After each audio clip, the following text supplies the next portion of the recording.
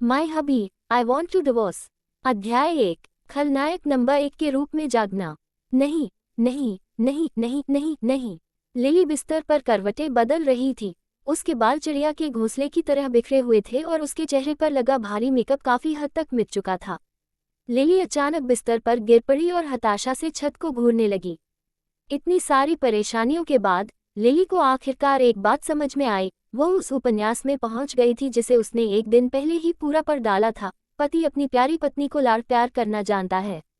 और सबसे बुरी बात यह थी कि लिली एक दयनीय बलि का बकरा थी जिसका जीवन 6 महीने से भी कम समय में समाप्त होना तय था। जी हाँ, वही थी नंबर 1 खलनायिका। आह, लिली के कंधे कांप उठे। वह अपने आसपास की हर चीज से बेखबर थी। वह तोप का चारा कैसे हो सकती है? उसे केवल कष्ट सहने और मरने के लिए ही पुनर्जन्म कैसे मिल सकता है? लिली सचमुच इस दुनिया के स्वर्ग को करारा जवाब देना चाहती थी। कुछ देर बाद लिली को आखिरकार एहसास हुआ कि उसके साथ कोई धोखा, कोई सिस्टम, कोई भयानक कौशल, पिछली यादें आदि नहीं थी और वह रोना चाहती थी। उपन्यास पढ़ते समय लिली का पूरा ध्यान केवल महिला मुख्य किरदार के थप्पड़ों और पुरुष मुख्य किरदार के दबंग अधिकार जताने वाले स्वभाव पर ही केंद्रित था और वह हर दीवाने उपन्यास प्रशंसक की तरह पापा के किरदार का आनंद ले रही थी। वह उस लिली को कैसे याद रख सकती थी जिसकी मृत्यु कुछ ही अध्यायों के भीतर हो गई थी। अचानक लिली ने शांत होने के लिए गहरी सांस ली। अब जबकि इस क्रूर दुनिया ने बिना किसी स्पष्टीकरण के उसे बेरहमी से अपनी ओर खींच लिया था, इसका मतलब यह था कि लिली अब बेखौफ होकर अपना सिर दीवार पर नहीं पटक सकती थी या आत्महत्या करने की कोशिश नहीं कर सकती थी। क्या होगा अगर वह सचमुच मर जाए? सौभाग्य से भले ही लेखक ने लिली जैसी बलि का बकरा बनने वाली पात्र के बारे में ज्यादा कुछ नहीं कहा, फिर भी वह एक बात समझ गई। वह बलि का बकरा बनी लिली सिर्फ एक ही वजह से मरी और वह थी नायिका के प्रति उसकी ईर्ष्या और जलन। मूल रूप से मुख्य पुरुष किरदार ज़ेंजी एक कर्मठ और भावहीन व्यक्ति था जिसका प्यार में पड़ने का कोई इरादा नहीं था। ये पता चलने पर बलि का बकरा मानी जाने वाली लिली अनियंत्रित हो गई, यह मानते हुए कि कोई भी उसकी जगह नहीं ले सकता। और यह सिलसिला तब तक चला जब तक कि फिल्म के मुख्य अभिनेता और अभिनेत्री एक सैन्य ड्रामा के सेट पर नहीं मिले जिसमें लिली भी एक अभिनेत्री थी। तभी से मुख्य पुरुष और महिला किरदारों की कहानी शुरू हुई। निर्मम पुरुष नायक ने खुद को उस महिला की ओर एक और नजर डालते हुए पाया, जबकि महिला नायक के घुटने कमजोर पड़ने लगे, भले ही उसने जीवन भर पुरुषों से नफरत की हो। वही घिसा पिटा पहली नजर में प्यार वाला प्लॉट। इसी वजह से लिली, जिसे सिर्फ बलि का बकरा बनाया गया था, ईर्ष्या करने लगी और बार बार मुख्य अभिनेत्री को नुकसान पहुंचाने की कोशिश करने लगी। उसने सेट पर भी उसके लिए मुसीबतें खड़ी की। दुर्भाग्यवश महिला मुख्य किरदार का प्रभाव इतना अधिक था कि एक तुच्छ सैनिक इसकी कल्पना भी नहीं कर सकता था। किसी तरह नायिका सभी खतरों से बच निकलने में कामयाब रही। इससे नायक और नायिका के बीच घनिष्ठता भी बढ़ी। आखिरी झटका तब लगा जब लिली ने महिला मुख्य किरदार के चेहरे पर तेजाब डालकर उसकी सुंदरता को नष्ट करने की एक असफल योजना बनाने के बाद 24 बेघर और घिनौने भिखारियों को उसका अपहरण करने के लिए भेजा।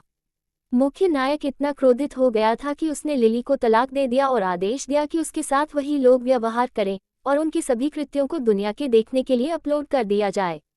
लिली ने अतीत में जितनी भी योजनाएं बनाई थीं, मुख्य अभिनेता ने यह सुनिश्चित किया कि मरने से पहले उसे उन सभी का 10 गुना स्वाद चखना पड़े। सदमे से ग्रस्त महिला मुख्य पात्र के मुआवजे के तौर पर पुरुष मुख्य पात्र ने उससे शादी कर ली और अंततः उसका पीछा करने का सफर शुरू किया। लिली अब क्या करती? वह एक बार फिर क्या करती? लिली एक बार फिर अपने सपाट पेट के बल पलट गई, इस तथ्य से पूरी तरह अनजान या पूरी तरह अनदेखी करते हुए कि वह सफेद कंबल के नीचे नग्न थी और उसकी त्वचा रात के दीपक की रोशनी में चमक रही थी। अब लिली को सांत्वना देने वाली एकमात्र चीज यही थी। पिछली मेजबान का एक बहुत ही देखभाल करने वाला दोस्त और एक प्यार करने वाला परिवार था जो उसे दिल से प्यार करता था। दुर्भाग्यवश लिली ने सब कुछ खो दिया जब उसकी मुलाकात मुख्य महिला किरदार से हुई। अब एक ऐसी बलि का बकरा बनकर जो जीना चाहती थी, पुनर्जन्म लेने वाली लिली की एक ही योजना थी, मुख्य किरदार और महिला किरदार से जितना हो सके दूर रहना।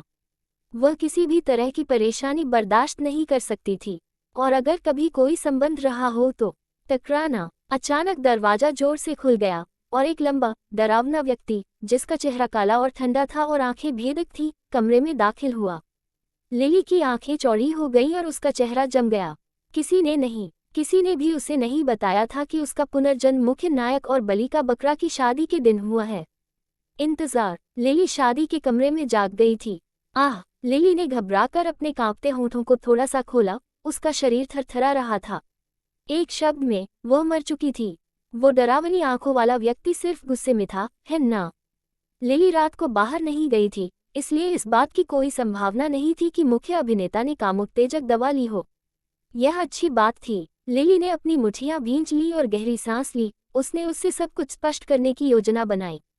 वह ये बात स्पष्ट कर देती कि उसे शादी में कोई दिलचस्पी नहीं है और वे दूसरों के सामने दिखावा कर सकते हैं, और जब भी वे अलग होने के लिए तैयार हों, वे दोनों बिना किसी मनमुटाव के जा सकते हैं। क्या यह अच्छी बात नहीं है? इससे पहले कि लिली अपनी बात पूरी कर पाती, वह आदमी उसकी ओर बढ़ा और उसे नीचे दबा दिया। आंखें क्यों? माफ कीजिए, ये साजिश योजना के मुताबिक नहीं चल रही थी। लिली का दिल जोर से धड़कने लगा। तुम क्या कर रहे हो? वह घबराकर अपनी पलकें झपकाते हुए हकलाते हुए बोली। इस समय लिली के चेहरे से मेकअप काफी समय पहले ही हट चुका था। उसकी पलकें अभी भी चमकदार आंसुओं से नम थीं। उसकी त्वचा एक बच्चे की तरह चिकनी थी। उसका हथेली के आकार का चेहरा बेहद खूबसूरत था। उसकी पलकें पंखे की तरह फड़फड़ा रही थीं और उसकी निर्मल आंखें क्रिस्टल की तरह साफ थीं। लिली के ऊपर मंडराते उस आदमी के चेहरे पर और भी गंभीर भाव आ गए। उसने उसकी थोड़ी पकड़ ली। उसने बेरहमी से ताना मारा, शादी करना चाहती हो? ठीक है। एक शब्द। उसी क्षण लिली को एहसास हुआ कि वह मर चुकी है। लिली यह भूल गई थी कि उस साधारण सी लड़की ने मुख्य नायक के लिए कई मुसीबतें खड़ी की थीं और उससे शादी करने से पहले उसने लगातार साजिशें रची थीं। भले ही मुख्य नायक को कामोत्तेजक दवा न दी गई हो, फिर भी वह उससे बेहद नफरत करता था। लेकिन जब होठों ने लिली के होठों को छुआ तो वह स्तब्ध रह गई। उसकी पलकें फड़फड़ा उठीं। शराब। ऐसा लग रहा था कि मुख्य अभिनेता नशे में था। उसे ड्रग्स तो नहीं दी गई थी, लेकिन वह नशे में था। उफ, क्यों? ये कहानी कुछ समझ में नहीं आ रही थी। ये दुनिया उसे पूरी तरह बर्बाद करना चाहती थी। अध्याय 2। रोती नदी। लिली के शरीर में असहनीय दर्द हो रहा था। इतना दर्द कि ऐसा लग रहा था जैसे उसे टुकड़े टुकड़े किया जा रहा हो। लिली का मन कर रहा था कि वह जी भर के रोए और अन्याय के खिलाफ कानूनी कार्रवाई करे। लिली निर्दोष थी, सचमुच निर्दोष। ठीक है, लिली वो आत्मा नहीं थी जिसने उसे परेशान किया था। बिल्कुल नहीं, वह तो बस एक निर्दोष शिकार थी जो इस अराजकता में फंस गई थी। उम्मीद है उसे पता होगा। फिर भी उस दरिंदे जैसे आदमी ने उसे इधर उधर पटका और तब तक उसका मांस नोच डाला जब तक कि वह लगातार बेतुकी बातें न कहने लगी और उससे उसे छोड़ने की गुहार न करने लगी। लेकिन लिली के बेहोश होने तक ज़ेन जी ने इनकार कर दिया था। जितना ज्यादा वह इसके बारे में सोचती, लिली का उतना ही ज्यादा रोने का मन करता। वह बहुत दयनीय थी, सचमुच दयनीय। लिली को लगा कि आने वाले 6 महीनों में उसका जीवन वास्तव में दयनीय होगा। खैर, लिली ने इस बारे में अच्छी तरह सोच विचार कर लिया था और उसकी योजना मौत की सजा के बजाय भारी गुजारा भत्ता के साथ तलाक लेने की थी। और तलाक के बाद लिली एक नमकीन मछली की तरह जीवन व्यतीत करेगी। इसके बारे में सोचते ही लिली का खराब मूड बेहतर हो गया। खैर, अगर लिली को सही से याद हो तो स्क्रिप्ट के हिसाब से तो उस आदमी को अब तक चले जाना चाहिए था, है ना? ऐसा सोचते हुए लिली ने अपना हाथ फैलाने की कोशिश की, लेकिन अगले ही पल वह दर्द से कराह उठी। मुख्य अभिनेता ने इस पात्र के साथ बहुत क्रूरता की। लिली सच में शिकायत दर्ज कराना चाहती थी। अगर लिली के साथ कोई सिस्टम होता तो कितना अच्छा होता। उसे इतना अकेलापन महसूस नहीं होता। अपनी धीमी गति के कारण लिली को किसी के भी होने का कोई आभास नहीं हुआ। तो लिली ने अपने निचले होंठ को काटा और अपनी आंखें खोली। लेकिन अगले ही पल, जब गहरी भीद काली आंखों ने लिली की निगाहों का सामना किया तो वह दयनीय रूप से जम गई और कांप उठी। तुरंत ही लिली ने पीछे हटने की कोशिश की, लेकिन तभी उसे एहसास हुआ कि वह बिस्तर के बिल्कुल आखिरी छोर पर है। इसमें कोई हैरानी की बात नहीं कि लिली को ज़ेन की मौजूदगी का एहसास नहीं हो पाया। बिस्तर इतना बड़ा था कि उसमें 8 से अधिक लोग सो सकते थे, और चूंकि लिली अनजाने में उस घिनौने वासनापूर्ण व्यक्ति से दूर भागने के लिए दूसरे छोर तक दौड़ गई होगी, इसलिए वह ज़ेन तक बिल्कुल भी नहीं पहुंच सकी। उस पर लिली का रोने का मन कर रहा था। कहानी फिर से पटरी से उतर गई थी। वह यहाँ क्यों था? क्या उसे नहीं जाना चाहिए था? लिली ने चुपके से अभय की तरफ देखा, लेकिन अभय अभी भी लिली को ही देख रहा था।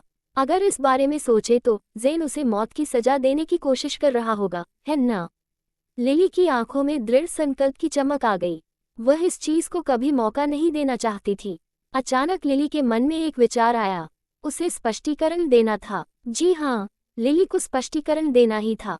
अगर एक दिन लिली को फिर से एक और कष्टदायक रात गुजारनी पड़ी तो वह सचमुच बैठ जाएगी और खूब रोएगी। साथ ही यह सोचेगी कि टोफू से आत्महत्या कैसे की जाए। दर्द से कराहने की इच्छा को दबाते हुए लिली अपने निचले होंठ को काटते हुए उठ बैठी। उसका मन कर रहा था कि वह मुख्य अभिनेता को पकड़कर जोर से झकझोर दे। मैं नायिका नहीं हूँ, ठीक है? आप मेरे साथ ऐसा व्यवहार नहीं कर सकते। मेरे पास नायिकाओं जैसा वो यौन आकर्षण नहीं है जो मुझे इतनी कष्टदायक रात से गुजरने में मदद कर सके।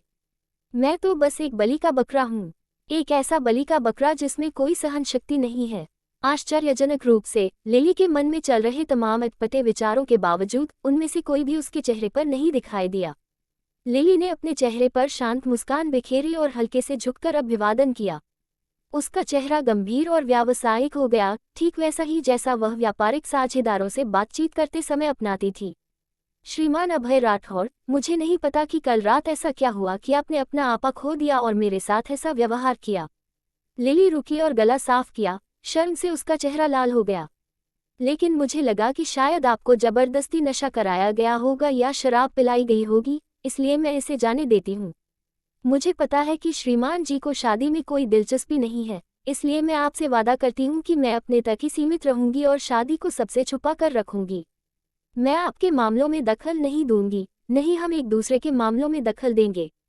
जब भी श्रीमान अभय या मुझे कोई पसंद आएगा तब हम चुपचाप तलाक लेकर एक दूसरे की जिंदगी से अलग हो जाएंगे।